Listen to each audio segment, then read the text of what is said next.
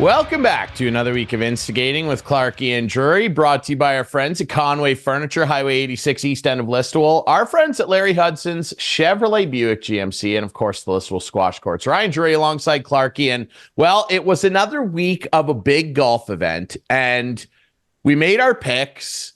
Things worked out the way they did, and to discuss that and break it all down, and to discuss some history being made at TPC Sawgrass, our golf insider, Mr. Ian Doig. Doigy, how are you? I'm good, guys. Thanks for having me back. Okay, let's get right into the nitty-gritty before we delve into the incredible accomplishment of Scottie Scheffler. Let's get right to the business at hand here. Now, I am wearing a t-shirt specifically for this occasion. Now we can't see it, and if you're not watching on Whiteman or on YouTube, you can't see it, but I'm wearing a t-shirt and it says Eulogy on it. Now, this is a t-shirt from the legendary Canadian hardcore band Counterparts, good dudes, and it says Eulogy. That's the name of their latest album. Now, I want everybody to know that I'm wearing that shirt because we are going to announce something today. Doigy and I have been discussing this. We are eulogizing Chris Clark as a golf picker. And what we have to do is say our piece here and say, good effort, Chris, but it might be over, brother. We might have to pick somebody else to start making some picks here, because what happened, right? At TPC Sawgrass, just like some guys, a lot of guys on 17, your picks went right in the water, didn't they? Now, Doigy, what do you think about what transpired with our picks? You and I had a head-to-head battle. It was down to one stroke at one point. I ended up coming out on top. You won last week. How do you think it went? Because, you know, and Clarkey tried to pull a dirty little trick on us too, didn't he? Yeah. Clarkey was searching to try and stay in the game, but he had no chance whatsoever. As a matter of fact, we'll get back to you and I and our picks in a minute, but Clarkey came up with this great idea. He picked a JT. Well, we all know who he means when he says JT. But after JT missed the cut, all of a sudden text messages started flying around that he meant JT Poston, who was he was going to pick. And you know what? I looked at the scores afterwards, and we could have let him take JT Poston because he still would have finished dead last. It was just as simple as that. He had no chance. No chance. Go ahead. Speak for yourself. It's not even worth talking to you two idiots. It really isn't. Because the bottom line is, it's not me. Okay, it's not me that has failed here. It's the golfers. No, it can't be failed, right? That's the bottom line. Like, the guys just didn't compete where they should have competed. You know, it's like the Maple Leafs. It's like they don't compete.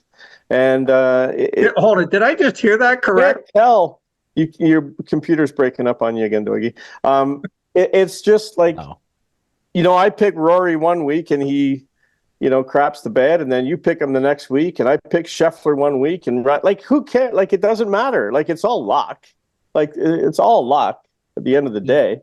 Yes. Clearly you've got bad luck because you keep finishing dead last. I'm dead last out of 3. But I won a few tournaments last year, and we didn't go to this extravagant, you know, summary of every event that I won. So, like, whatever. You guys have your little fun. It'll turn around. It'll just that you didn't win 3 in a row and then 4 or 5 like I've done. I'm the New England Patriots basically now, and Doigy won the other one in quite dominant fashion. And like, I feel like I'm like Wyndham. Don't call me Wendell Clark. Like, if I had just kept the stick in, I would have tied the tournament. Like, there's no doubt in my mind, if that stick had been in on 18, that goes down. Maybe.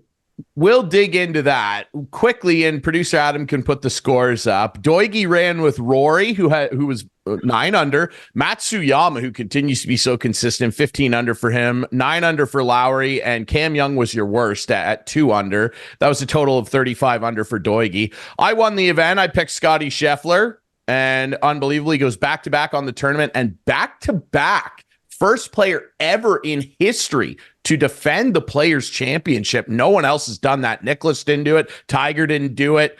And no one has done it. It's incredible. I got the bonus 3 winning strokes. Max Homa was my worst, or he was my second worst player, actually.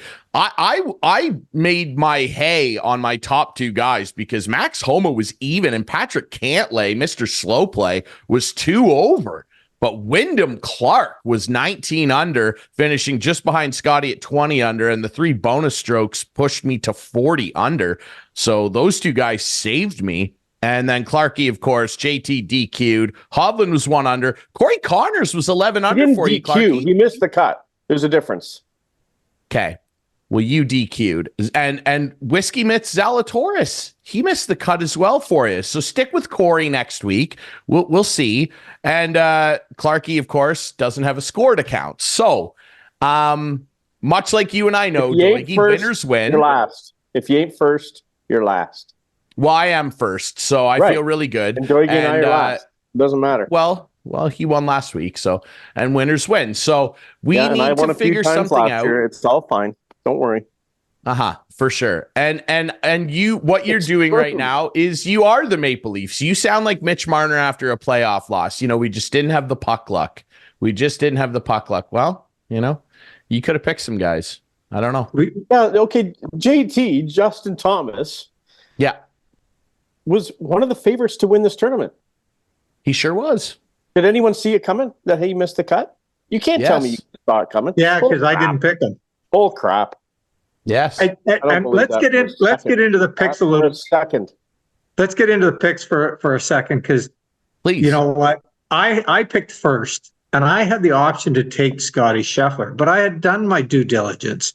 Yeah. Scottie Scheffler won at Bay Hill back-to-back years. Then he won TPC last year, and the history shows that nobody had ever won back-to-back there.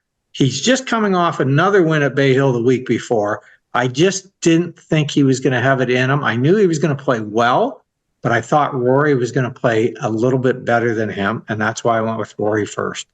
Really tough going forward not to pick Scheffler first every time. Yeah, that's probably he's a machine. Not having Scheffler, yeah. Well, you can pick on me all you want, Doigy, but you had first pick.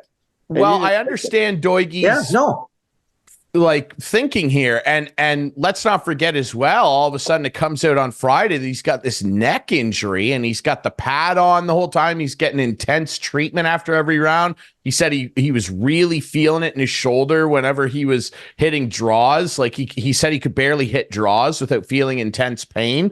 And the guy battles through it. And I mean, let's dig into that now. I mean, Scottie Scheffler, he switched to that mallet putter. He still wasn't very good with it at the tournament, Doigy. Like he was 34th in strokes gained with the putter, but the guy is so legendarily good tee to green. It's outrageous what this guy is doing. And on Sunday, he missed 1 fairway in regulation. It makes no sense. And this is an even more mind-boggling stat. His last 65 rounds of golf have all been under par. That's insane, Doigy. Yeah, it's freaky. I couldn't go out here to Bear Creek Golf Club and shoot 65 rounds in a row under par, I don't think. So to do it on the tour is a whole new level, right? And again, going to his putting, he's become a good putter. Yeah. And you would actually say amongst mortals, he's a very good putter. But when you come to the tour elite level, he's not that good, but yet he keeps winning.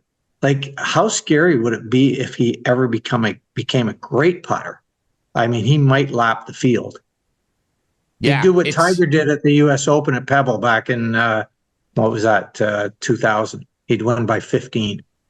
Yeah, which is an insane record. And the fact that he is now the first guy ever to repeat and retain the Players' Championship. This year was the 50th anniversary of the Players, and he's the first guy ever in a long list of legends that have played in this game that have retained that title. And when you consider everything we just said, you consider the history he just made, and you consider that, yeah, he's doing it with an aspect of the game that he's still not elite at when you consider the rest of what he does. But it's the fact that tee to green, like typically when he's putting, he had an eagle putt on 12 that he missed. but he was in such a good position to make that putt because unlike a lot of other guys on tour, he puts it right on the green all of the time where other guys are shooting from the side or from the bunker. And he's never in there. He's never in trouble. And when you consider all of this so far and what he's already done, Masters champion, you know, he's won a Bay Hill numerous times at the Arnie Palmer. Now he's got 2 Players Championships. He's got a FedEx. It's unbelievable what he's already doing. I believe he's 27 years old now. This guy is on track now, Doigy, to start putting himself into an upper crust of all-time players here. Still a long way to go, but do you foresee him doing that? Because, man, he is on track to become an all-timer.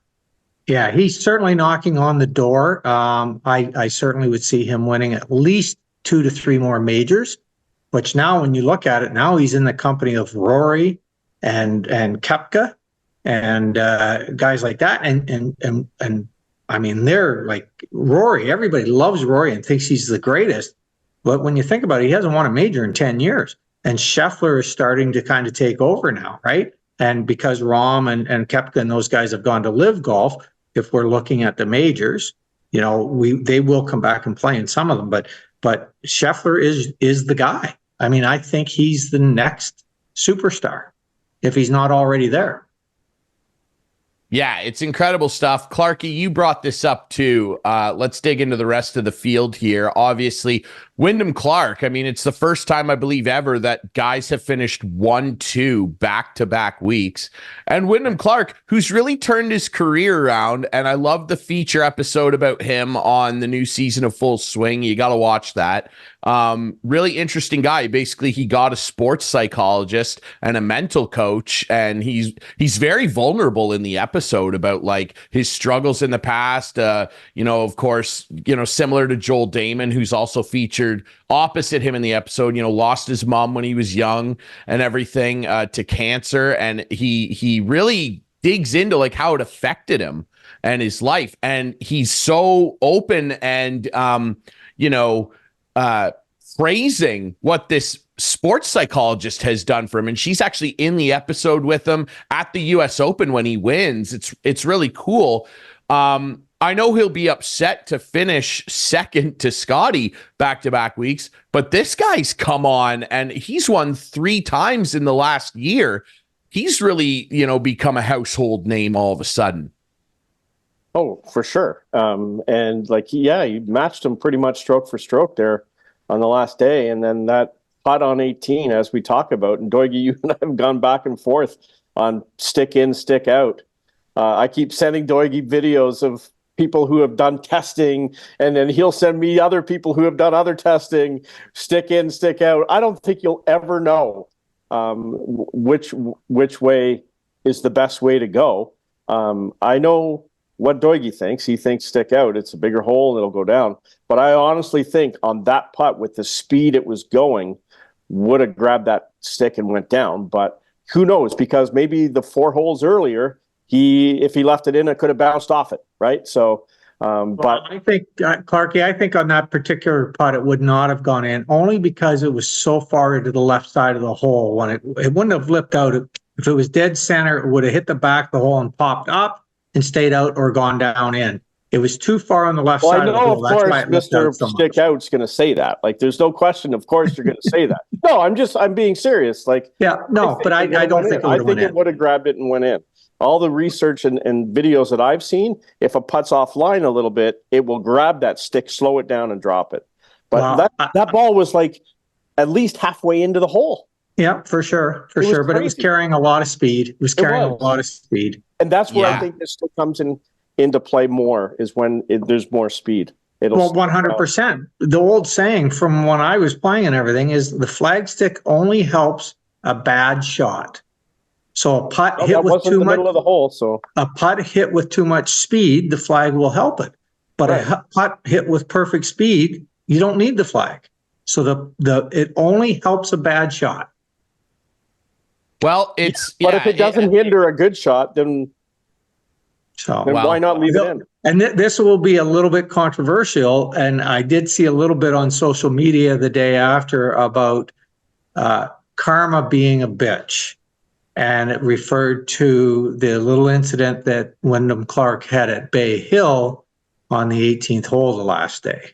And if you recall, he put his club down in the long grass, and that ball, in my opinion, was moving all over the place. I didn't watch much of the Bay Hill Classic, but I did happen to see that hole, and I was screaming at the TV when it was going on. I'm surprised that he wasn't penalized. And then you read what Brandel Chambly said, and he was right there, and he said it definitely moved. And the thing about it is, people say, well, we're allowed to ground the club. But when the grass is 6 inches long and the ball's sitting at the top of that grass, you are not allowed to go down and jam your club down all the way down to the ground. Yeah. Players just don't do that. So was it karma? Who knows? I didn't like what happened at Bay Hill, because then my question is, how many other times has he done that over the last 2 years? That we haven't seen. That we haven't seen. Exactly. Yeah, for sure. You do wonder. I do like Wyndham Clark, though, and I will say that the Netflix episode definitely swayed me a little bit. I do like the guy. I don't want to go full Patrick Reed on him yet, because he seems like a good dude. I would agree with you. I like him too.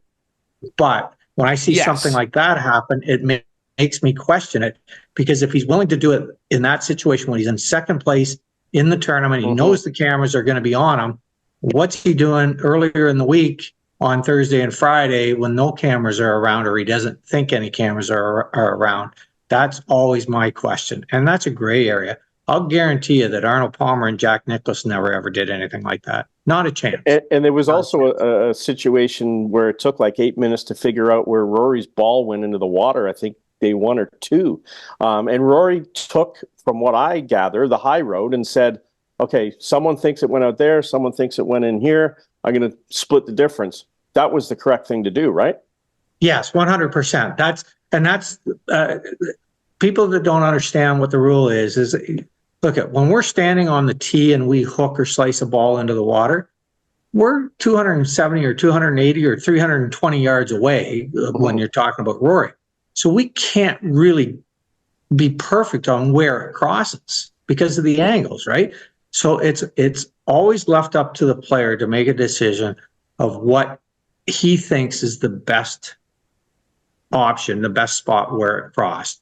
If another player in the group says, I don't like where you think it crossed, then they'll have a discussion and they'll come with a determination.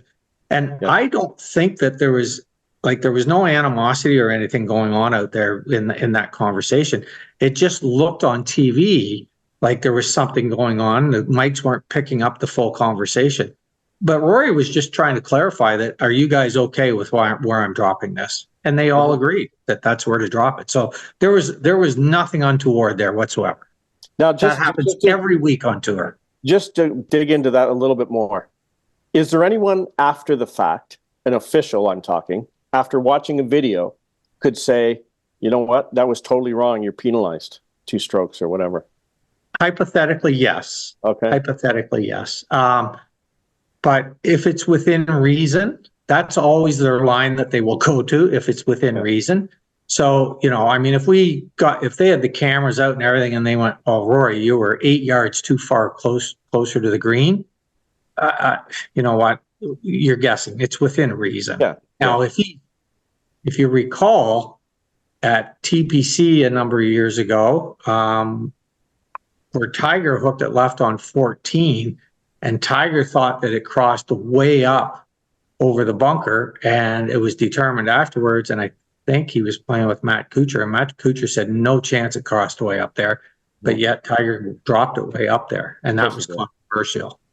All right, so I mean, and I've been involved in a couple situations over the last 40 years where I've had to go to the player and say, I think you're taking advantage of what the rule states here, and you're much closer to the green than you should be. You should be dropping it back there. And, I think you've said that to me a few times. Well, yeah, but that's because you're always dropping it.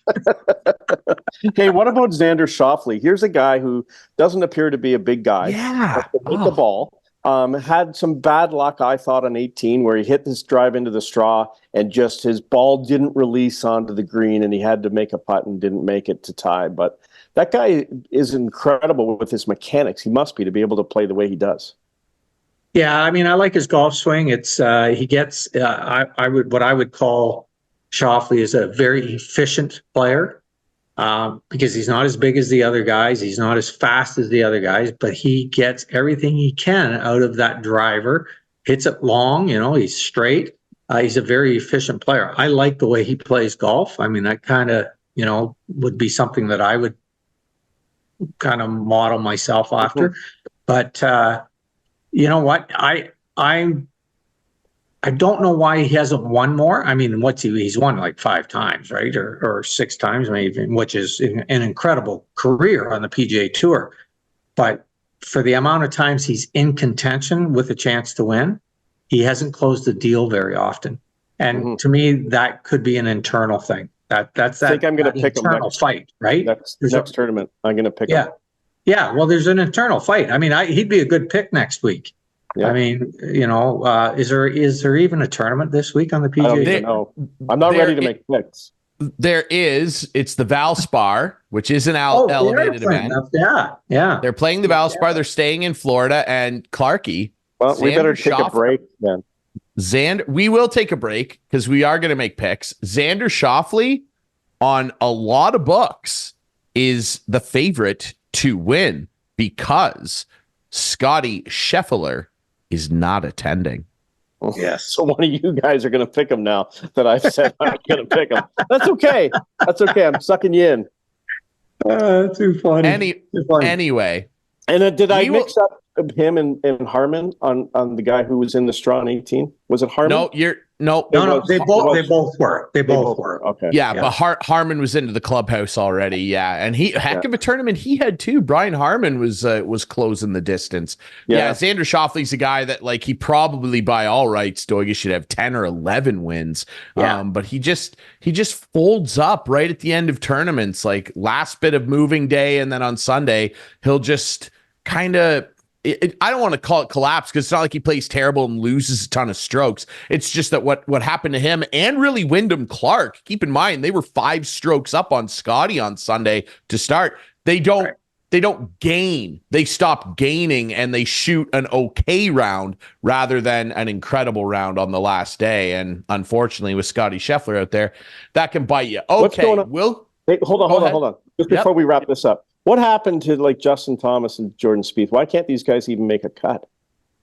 Well, they're struggling, and what people don't understand is the difference between playing great golf, very good golf, and then golf that misses cuts is a very, very fine line, right? And it doesn't take much for you to get you on that wrong side, especially on a golf course like that.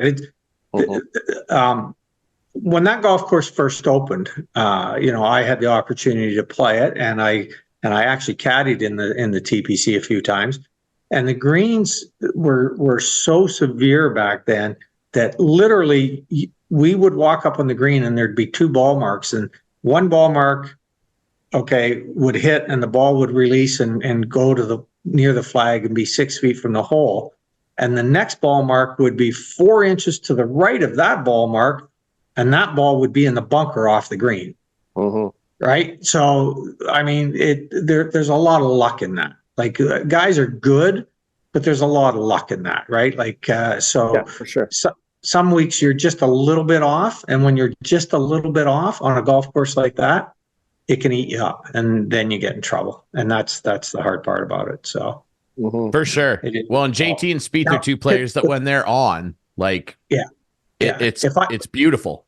Yeah, if I can just go back to the Schauffele thing, I watched a lot of the round. The one thing that I noticed, and I've noticed it with him in the past, is when he is in contention, if you look early in the round, he was getting all his putts to the hole.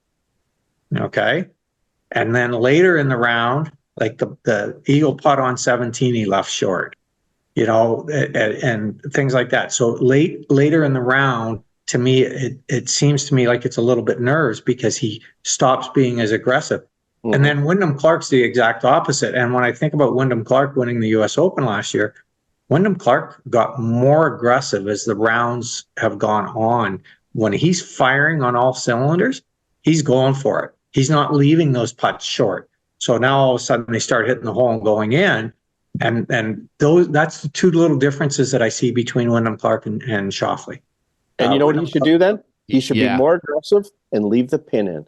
Yeah, and that might be the answer. I mean, you think about Matty Fitzpatrick, how well he's played in the tournaments that he's won since he went to leaving the pin in. Except when I pick him. And yes, and it works for him because I think in his mind it allows him to be more aggressive on those 8, 10, 12, 14 footers, where Schauffele becomes more tentative because he doesn't want to run it too far by. So. But that's just kind of an observation from a fellow professional looking at what I see and what the difference is. Well, we should break certainly some take our picks, and then we can talk some Leafs. Yeah, 100%. We'll take a quick break, and then we'll come back, and we'll make some picks for the Valspar because, Scheffler not there. Still a pretty loaded up field here. There's some good players to pick here down in Florida. All right, that's next on Instigating.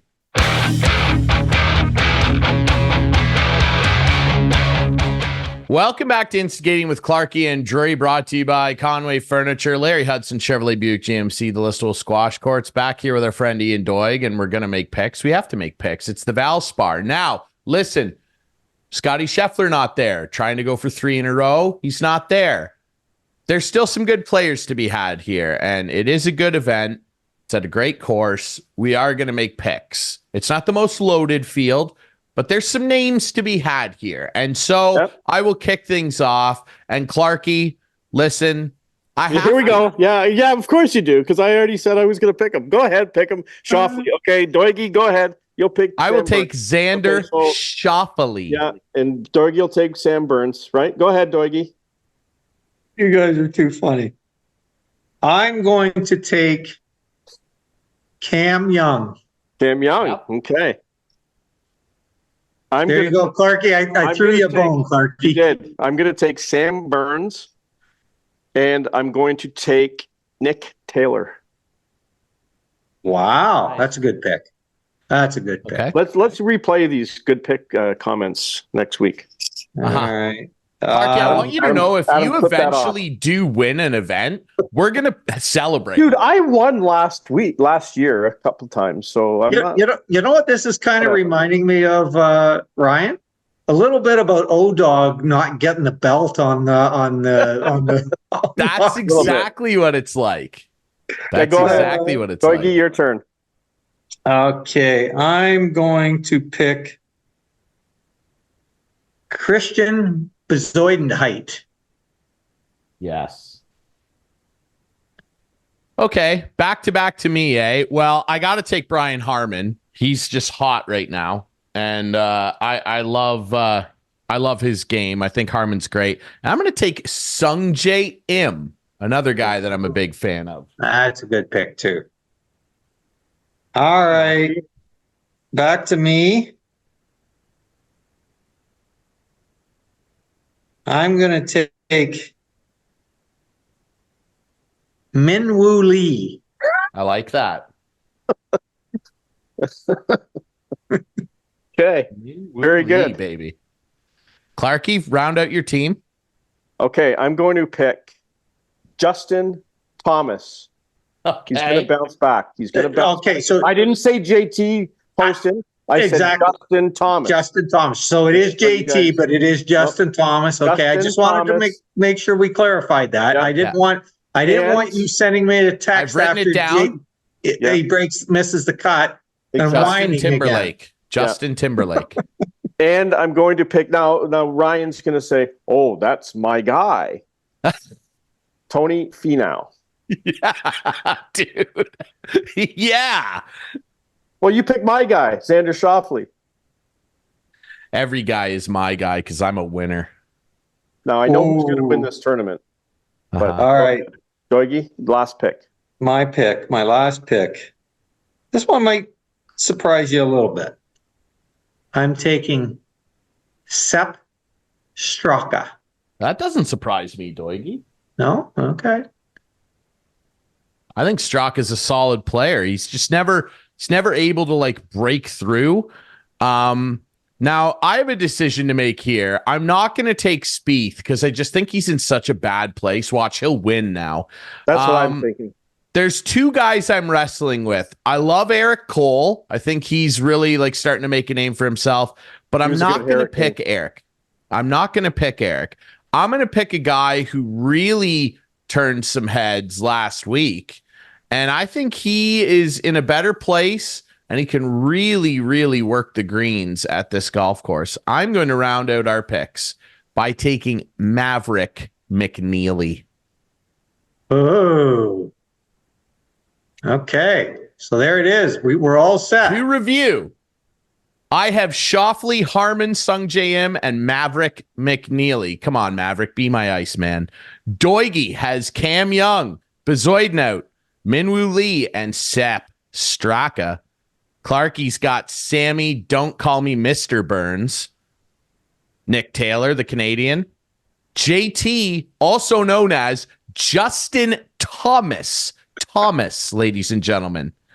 And Tony, Good Guy Finau. That is our Valspar picks. Good luck, gentlemen. Win it. Beat the win. Good luck. Those are good. Those are all good teams. I mean, they're good teams. So yeah, they right. are. Yeah. My guys just got to perform. That's what I've said all along. It's not me. It's my guys. Look at Clarkey. If two of your guys miss the cut again this week, we're gonna have to bring Adam in to start picking teams for you or something. No, that's not gonna happen. My name's first on the show, Doigy. Your name's not even on it. So that could change. I might have to call in my girlfriend's dad and get him live from Arizona at the flats to call in and make picks in your stead. He'd be a good teammate for you, Clark. You could be the Oda or the Hayes and Al's brother of Instigating. We could find you somebody to help you out. But let's see how this week goes. How about that? A lot of chirping going on here. Okay. Talk about your Maple Leafs. Wrap this up. Well, I was at the game. I think I mentioned to you a couple weeks ago when they played the Rangers. And it was actually a really good hockey game. They competed. They worked. They scored some goals.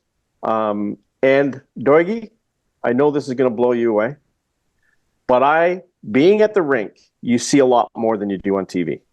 Okay. I have a brand new appreciation of how good Mitch Marner is. This guy creates space. This guy is constantly watched by the other team. He can fly. The stick handling, like even away from the puck, he's doing everything in my mind right that you don't see on TV.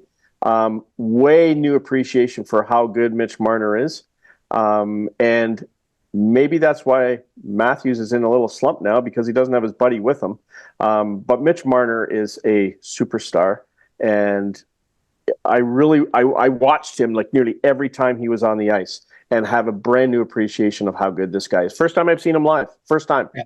I would tend to agree with you. I think he's a superstar, but what I don't like about him is the fancy stuff that he always tries. And to me, it seems like it's always at the blue line where it can cost you. The back passes, the between the legs stuff and all that. That drives me crazy.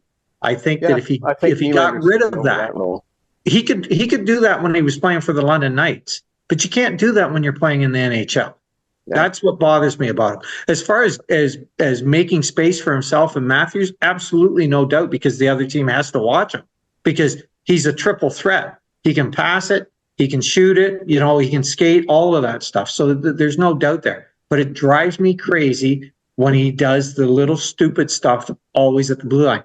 And then you start to look at it. I look at Nylander's done it twice in the last 3 games right at the blue line and lost the puck and caused breakaways. Right. And it's almost like the Carolina Hurricanes, who allowed 4 breakaways in the first 2 periods on Saturday night against the Leafs. Every team does it. So yeah, they do. But we don't have the same compete level that the other teams do. And we don't. And I think this is coaching. He coaches so much puck possession that they're always after the puck when the game got to 3-2 last night and the puck went down and there was this kerfuffle around the net. 4 of our players were behind our own red line when they scored the 4-2 goal because they were all chasing the puck. You're exaggerating, but the first thing that I was taught as a kid playing hockey is defense. You go to the front of the net and you make sure it's looked after.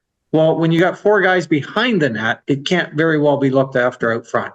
And they scored the go-ahead goal, or the 4-2 goal, which ended up being the winning goal. And it happens too often. Yeah, Tuesday against the Flyers with Torts back on the bench. That was interesting. Benched his captain.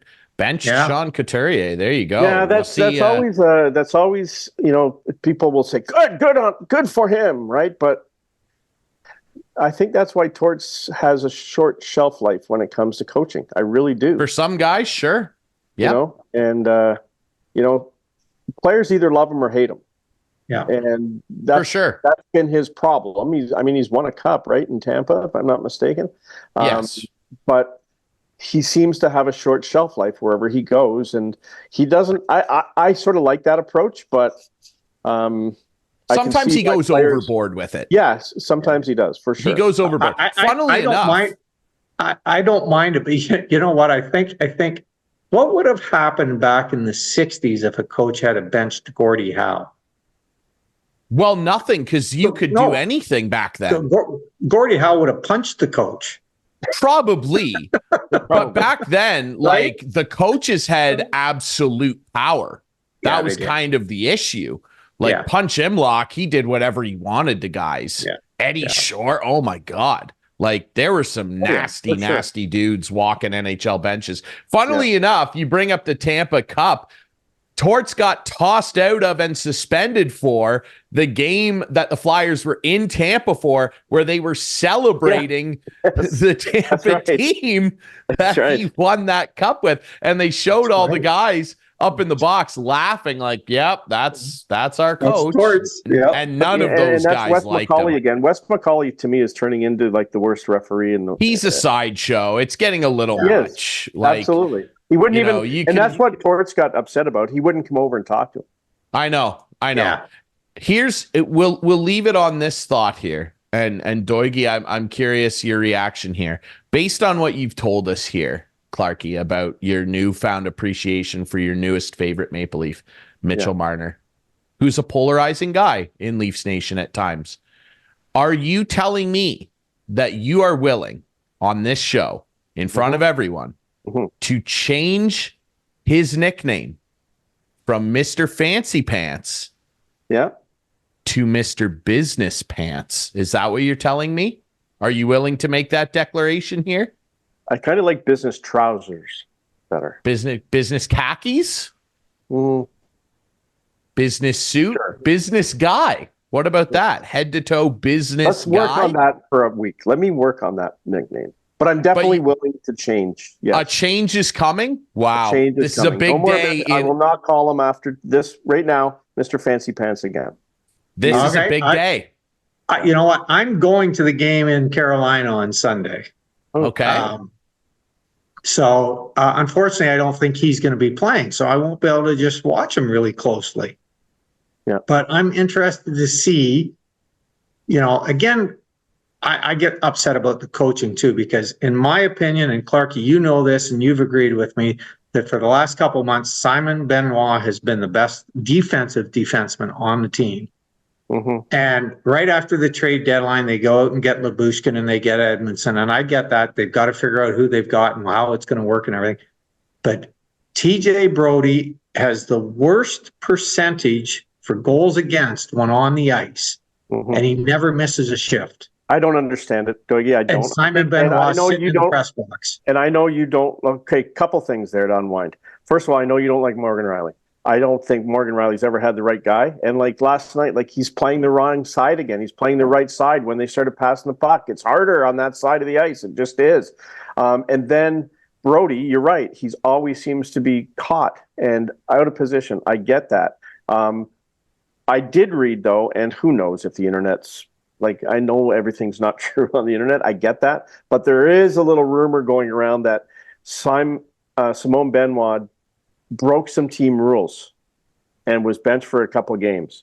So that is out there. I have no idea if that's true or not, but that is out there. So the tell will be who plays next game. Yeah. Well, he played against Philly. Again, yeah, he played against Philly, but who plays Washington? As we record this on Wednesday morning, who plays against Washington tonight? If Benoit's out again tonight, then there probably isn't any truth to that, because he should have had his punishment and it's done with. Yeah. And you can't really blame him for that goal. I know he chased the guy behind the net, but yes, it was an unfortunate pass from behind the net from Domi, skipped over Robertson's stick, and the guy's standing there coming out of the box. Yeah. Bad luck. But then you got to react. I'm interested to see how the rest of the week shakes out for sure. And to close here quickly, if I may, and I may, because this is my show. I would like to toss forward. Yep, you're in there too, bud. I would like to toss forward an honorary couch potato, and I'm glad that you brought up Gordie Howe earlier, Doigy, because the guy behind me here, see that Stanley Cup above his head? The guy behind me there just became the third player ever to have 19 consecutive 20-goal seasons. And Alexander Ovechkin, as a matter of fact, is the first player ever, which this is mind-blowing to me. He's the first player ever to have 19 straight 20-goal years from the start of his career, which is wild. But that's insane. More record-breaking. He's 51 back from passing the great one. And it's just incredible what he continues to do. He has an opportunity here late in the season. He could still hit 25 or 30. Honorary couch potato to the greatest goal scorer that ever lived. All right, Doigy, thanks for doing this, man. Good luck with your Valspar. We know you and one of us are going to win this tournament. So good luck, my friend. Of course we are. And I will give a shout out to you guys from the Carolinas. I'll be there for a few days playing golf and then off to Florida for a couple months. So tremendous. I cannot wait till next week when we can toast each other on another golf pick championship. Doigy. Ian Doig of the Ian Doig Golf Academy. You want to learn how to play golf? Doigy would be the guy to go to. You can look him up online. All right, we'll be right back to wrap things up and give our actual couch potatoes, courtesy of Conway Furniture, next here on Instigating.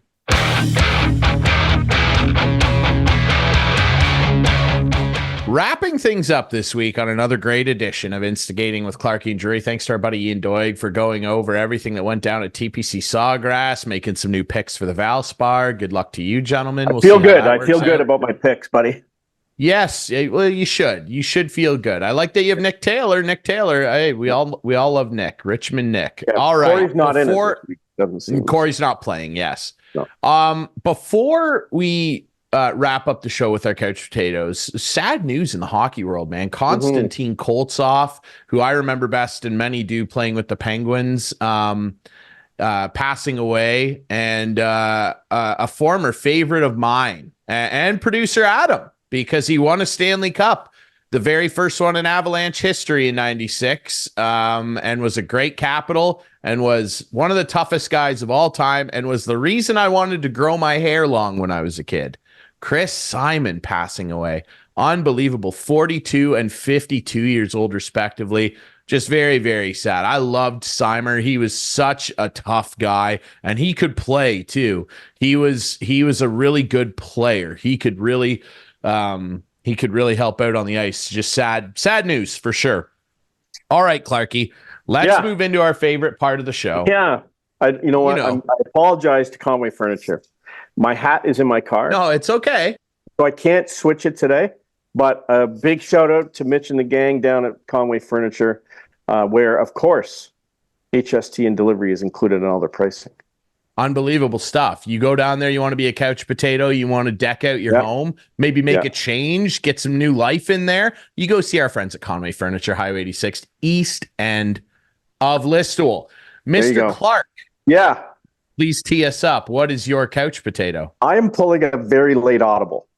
I just sent you a piece of video that I wasn't, I thought I was going to use. A guy stole the ball from a guy's glove. I'm not using that. Okay. Yeah. Because as I sit here on Wednesday morning, what's the date today? March the... it is the 20th of March. March 20th. And I look outside and I see nothing but a blizzard out my window. Old man winter, Mother Nature. You guys tied today for my couch potato. Because as I'm reading, we have a snow squall warning in Listowel today, 15 to 35 centimeters possible. I was out in shorts and a t-shirt a week and a half ago.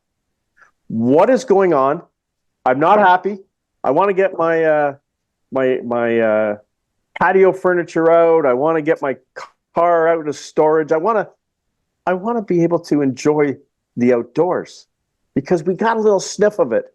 And now it's slammed back and hit us. It's spring, officially spring, right? Yes. And we're getting snow squall warning. Peak snowfall rates 3 to 5 centimeters an hour, significantly reduced visibility in heavy snow and blowing snow. Mother Nature, you are my couch potato this week. Old man Winter and Mother Nature are having a fight. It's a dispute. Man Winter's having a temper tantrum right now. He's not ready to go back. He's not. That darn groundhog. I mean, we thought the groundhog was right because March came in like a lamb. The groundhog's right like 18% of the time or something. Yeah. It's my golf predictions. Well, 0% is different than 18. Dude, I'll take 18. You have a short memory. You really do. Anyway. I have a really long memory. 4 of 5 titles for me. That's not long memory. Go back to last year. Anyway, I'm glad you brought that up, Christopher Clark. By the way, hold on. Just one more thing before I fact. You cannot use me ever again for your couch potato. Okay? There's a new rule in town. So if you were thinking about anything to do with me and your couch potato and golf picks, better call a quick audible. It's not you. I'm going to give you the most famous breakup line ever. It's not you. It's me. And I just sent you a little picture here so you can have a gander at what the couch potato is this week. And producer Adam, why don't you throw up this brilliant piece of Photoshop editing? That's me on the couch, the Wayne's World couch, with Scottie Scheffler. We are co-couch potatoes. Scottie Scheffler, back-to-back wins on the tour, first player ever to defend the PGA Championship. And there's me right next to him. We're buddies. We are in tight together. I'm my own couch potato. Is this vainglorious? Is this, a little over the top? Yes, it is. But you know what else is over the top? Winning 3 straight out of the gate and winning 4 of 5 titles in golf picks. Thank you very much. Scottie Scheffler and I are going to be pitched up on the couch this week. Thank you very much, Christopher Clark. Wow, I can't believe you have your whole head in the screen right now. I can't believe that. It's heavy. It is a heavy head, dude, because there's a lot of information tinkering around up there that helps me make those picks. Wow. Okay. There's sore losers. There's always sore winners as well. So that's okay, though. That's okay. I said, we've come to be accustomed to this. If you win a tournament this year, we will celebrate it. We will go extra. I will have little fireworks. We're going to do a ceremony on your front lawn. Okay. Don't worry about it. We might have to trudge through a 1.5 feet of snow. Well, the snow will be gone by the time you ever win a tournament, so we'll be okay. Well, next week, Monday, I'll be all right, everybody. Remember, you can watch this show Friday nights at 8, Sunday nights at 9 with our friends on Whiteman TV. That's channel 6 for Whiteman subscribers. We debut on our YouTube channel Friday nights at 9. You can follow us on social media at Instigating Pod. Yes. And you can find the podcast on all your favorite podcast apps, including Spotify and Apple. For our friends at Conway Furniture, Larry Hudson, Chevrolet Buick GMC, the deals are always hot. Go down and see them. Snow's going away. Clarkey wants to get his car out. Maybe you would like a new car, maybe a new truck. You go down and see them. Larry Hudson's, the deals are always hot. And of course, Listowel Squash Courts. Thanks to our buddy Ian Doig of the Ian Doig Golf Academy. That's Clarkey. I'm Drury. We'll see you next week for more Instigating with Clarkey and Drury. Neither are your picks, brother.